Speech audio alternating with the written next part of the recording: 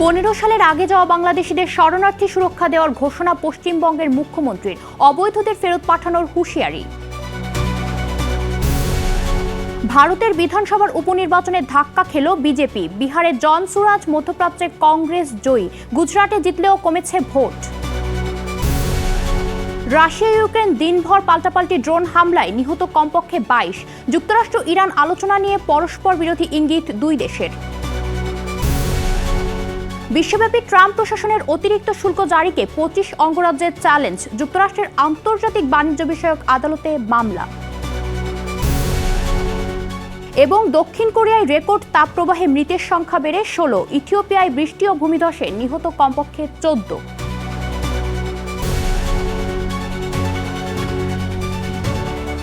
বিশ্বজুড়ে ঘটে যাওয়া দিনের গুরুত্বপূর্ণ ঘটনাবলী নিয়ে আরটিভির নিয়মিত আয়োজন সারাদিনের বিশ্ব। আপনাদের সঙ্গে আছি আমি জেরিনা অপি। ধর্মীয় নিপীড়নের কারণে 2015 সালের আগে ভারতে যাওয়া বাংলাদেশি সংখ্যালঘু শরণার্থীরা সুরক্ষা পাবেন বলে জানিয়েছেন পশ্চিমবঙ্গের মুখ্যমন্ত্রী শুভেন্দু অধিকারী। তাদের বিরুদ্ধে কোনো মামলা করা যাবে না, এমনকি পুলিশও হয়রানি করতে পারবে না বলেও জোর দেন তিনি। তবে অবৈধ অনুপ্রবেশকারীদের ব্যাপারে কঠোর হুঁশিয়ারি দেন শুভেন্দু। বলেন, আইনি প্রক্রিয়ায় অনুপ্রবেশকারীদের শনাক্ত করে নিজ নিজ দেশে ফেরত পাঠানো হবে।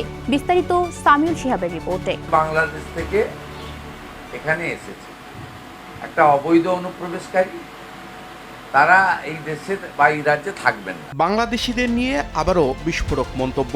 অনুপ্রবেশকারী আর শরণার্থীর মধ্যে টেনে দিলেন স্পষ্ট বিভাজন।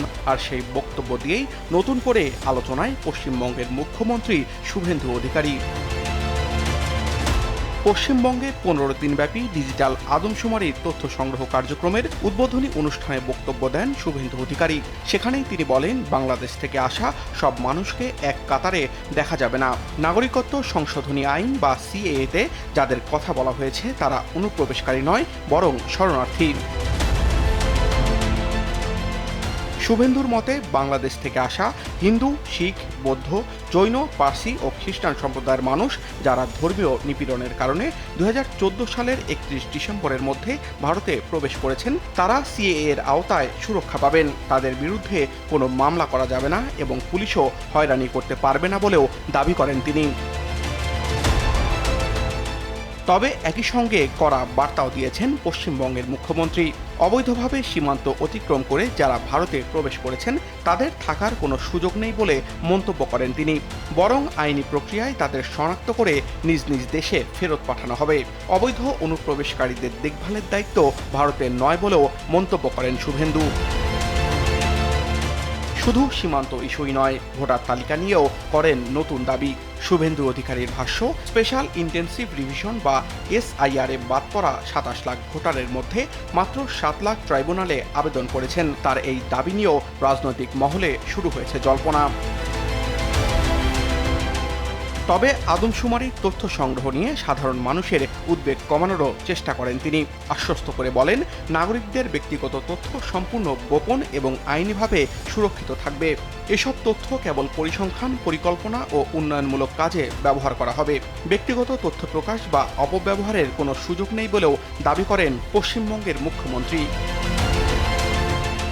যারা অনলাইনে তথ্য দিতে পারবেন না বা প্রত্যন্ত অঞ্চলে বসবাস করেন তাদের বাড়িতে সরকারি প্রতিনিধিরা সরাসরি যাবেন বলেও জানান শুভেন্দু। আগামী 16 আগস্ট থেকে 14 সেপ্টেম্বর পর্যন্ত বাড়ি বাড়ি গিয়ে গৃহশুমারি পরিচালনা করা হবে। সেখানে বাসস্থানের অবস্থা, বিশুদ্ধ পানির ব্যবস্থা, টয়লেট, বিদ্যুৎ, রান্নার জ্বালানি, ইন্টারনেট সংযোগ এবং পরিবারের বিভিন্ন সম্পদের তথ্য সংগ্রহ করা হবে। আগামী বছরের ফেব্রুয়ারিতে দ্বিতীয় ধাপে পরিবারের সদস্যদের নাম, বয়স, লিঙ্গ, জাতি ও ধর্মের তথ্য সংগ্রহ করা হবে। শুভেন্দু অধিকারীর এই নতুন মন্তব্য আবারও সীমান্ত, নাগরিকত্ব এবং সিএএ বিতর্ককে সামনে নিয়ে এসেছে।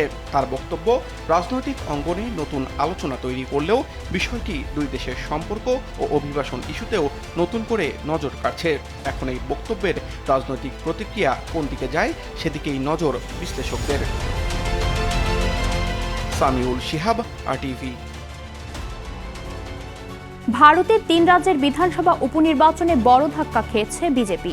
বিহার এবং মধ্যপ্রদেশে বিজেপির ভরাডুবি ঘটলেও জয় পেয়েছে গুজরাটে। বিহারের বাকিপুর আসনে প্রথমবার নির্বাচনে অংশ নিয়ে জনসুরাজ পার্টির প্রতিষ্ঠাতা প্রশান্ত কিশোর বিজেপির নীরজ কুমার সিনহাকে প্রায় 19,000 ভোটে হারিয়ে বিজয়ী হন। এটি দীর্ঘদিন ধরে বিজেপির শক্ত ঘাঁটি হিসেবে পরিচিত ছিল। মধ্যপ্রদেশের দাতিয়ায় কংগ্রেসের ঘনশ্যাম সিং বিজেপির আশুতোষ তিওয়ারিকে 6,000-এর বেশি ভোটে হারান। অন্যদিকে গুজরাটের মঞ্জলপুরে বিজেপির সতীশ প্যাটেল কংগ্রেসের ভিকার আবারিকে প্রায় 33,000 ভোটে হারিয়ে দলের দখল বজায় রেখেছেন। তবে বিগত বছরের চেয়ে প্রায় 9% কমেছে। সাম্প্রতিক শিক্ষার্থী আন্দোলনের পর উপনির্বাচনে এই ফল বিজেপির জন্য নতুন বার্তা মনে করছেন অনেকে। দীর্ঘ বন্দিদশার পর অবশেষে প্রকাশ্যে আনা হলো মিয়ানমারের গণতন্ত্রীকামী নেত্রী অং সান সুচিকে। মিয়ানমারে নিযুক্ত আন্তর্জাতিক রেড ক্রস কমিটির প্রতিনিধি আর্নড ডি বেকের সাথে এক বিশেষ বৈঠকে মিলিত হয়েছেন তিনি। সোমবার সকালে রাজধানী নেপিডোতে সরকারি তত্ত্বাবধানে এ বৈঠক অনুষ্ঠিত হয় বলে জানায় বার্তা সংস্থা এএফপি, যা 2021 সালের ফেব্রুয়ারিতে সামরিক অভ্যুত্থানের মাধ্যমে ক্ষমতাচ্যুত হওয়ার পর কোনো বিদেশি বা আন্তর্জাতিক সংস্থার প্রতিনিধির সাথে সূচির এটি প্রথম বৈঠক। বর্তমানে একাধিক মামলায় সাজাপ্রাপ্ত হয়ে কড়া সামরিক নজরদারিতে গৃহবন্দী রয়েছেন 77 বছর বয়সী এই নেত্রী। আইসিআরসির প্রতিনিধি সূচির শারীরিক অবস্থা ও সার্বিক মানবিক দিক নিয়ে আলোচনা করেছেন বলে জানা গেছে। রাশিয়া ও ইউক্রেনের দিনভর পাল্টাপাল্টি ড্রোন হামলায় দুই দেশে কমপক্ষে 22 জন নিহত হয়েছে। এদের মধ্যে 15 জন রাশিয়ার এবং 7 জন ইউক্রেনের নাগরিক। সোমবার কিয়েভের ড্রোন হামলায় রাশিয়ার ক্রসনোদার, বেলগোরোদ ও ক্রিমিয়ায় 15 জন নিহত এবং বেশ কয়েকজন আহত হয়। এর মধ্যে ক্রাসনোদারের ব্যস্ত সমুদ্র সৈকতে ইউক্রেনীয় ড্রোন বিস্ফোরণে 3 শিশুসহ 7 জনের মৃত্যু হয়। আহত হয় অন্তত 40 জন। এছাড়াও ক্রিমিয়া উপদ্বীপে 4 জন এবং বেলগোরোদ প্রদেশে 4 জন প্রাণহানির খবর পাওয়া গেছে। অন্যদিকে ইউক্রেনের কয়েকটি প্রদেশে রুশ ড্রোনের আঘাতে 2 শিশুসহ মোট 7 জন নিহত হয়েছে। একই সঙ্গে ইউক্রেনের খার্কিভ অঞ্চলে 2টি এলাকা দখলের দাবি করেছে রাশিয়ার প্রতিরক্ষা মন্ত্রণালয়। যুক্তরাষ্ট্র ও ইরানের মধ্যকার আলোচনা নিয়ে পরস্পর বিরোধী ইঙ্গিত দিয়েছে দুই দেশ। এতে মধ্যপ্রাচ্য সংকট সমাধানের অনিশ্চয়তা দেখা দিয়েছে। এরই মধ্যে আরেকটি জাহাজে হামলার ঘটনা ঘটেছে হরমুজ প্রণালীতে। মার্কিন প্রেসিডেন্ট ডোনাল্ড ট্রাম্প বলছেন, সোমবার আলোচনা শুরু হয়েছে। একটি ভালো চুক্তি করার জন্য এটাই তেহরানের জন্য শেষ সুযোগ বলে সতর্ক করেছেন তিনি। কিন্তু কোনো চলমান আলোচনা বা আগামীতে বৈঠকের পরিকল্পনার কথা অস্বীকার করেছে ইরানের পররাষ্ট্র মন্ত্রণালয়। এ শঙ্কায় বিশ্ববাজারে আবারও বেড়েছে জ্বালানি তেলের দাম। বিশ্বব্যাপী ট্রাম্প প্রশাসনের জারি করা অতিরিক্ত শুল্ককে চ্যালেঞ্জ জানিয়ে এবার মামলা করেছে 25টি মার্কিন অঙ্গরাজ্য। স্থানীয় সময় সোমবার যুক্তরাষ্ট্রের আন্তর্জাতিক বাণিজ্য বিষয়ক আদালতে এই মামলা দায়ের করা হয়। মামলার বাদীপক্ষে রয়েছে new York, California, Illinois, Washington, Wisconsin, Pennsylvania, Kentucky সহ 25টি রাজ্য। গত মাসে বাংলাদেশ, ভারত, কানাডা, চীন সহ 7টি দেশ ও ইউরোপীয় ইউনিয়নের ওপর 10 থেকে 12.5% অতিরিক্ত রপ্তানি শুল্ক আরোপ করে যুক্তরাষ্ট্র। মামলা দায়েরের এক বিবৃতিতে এই অবৈধ শুল্ক আরোপের কড়া সমালোচনা করেন নিউ ইয়র্কের অ্যাটর্নি জেনারেল লেটিসিয়া জেমস।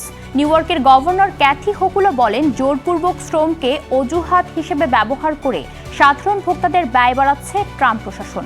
যুক্তরাষ্ট্রে সাইক্লোস্পোরিয়াসিস রোগে প্রথমবারের মতো প্রাণহানির ঘটনা ঘটেছে। মিশিগান অঙ্গরাজ্যে এই রোগে 2 জনের মৃত্যুর খবর নিশ্চিত করেছে কর্তৃপক্ষ। স্থানীয় সময় সোমবার Michigan department of health and human services জানায়, মারা যাওয়া 2 ব্যক্তিরই আগে থেকে গুরুতর স্বাস্থ্যগত সমস্যা ছিল। তারা অন্ত্রের অসুস্থতা ও পানিশূন্যতায় ভুগছিলেন। ফেডারেল কর্তৃপক্ষ জানিয়েছে 5টি অঙ্গরাজ্যে মেক্সিকো থেকে আমদানি করা লেটুসকে এ প্রাদুর্ভাবের উৎস হিসেবে শনাক্ত করা হয়েছে।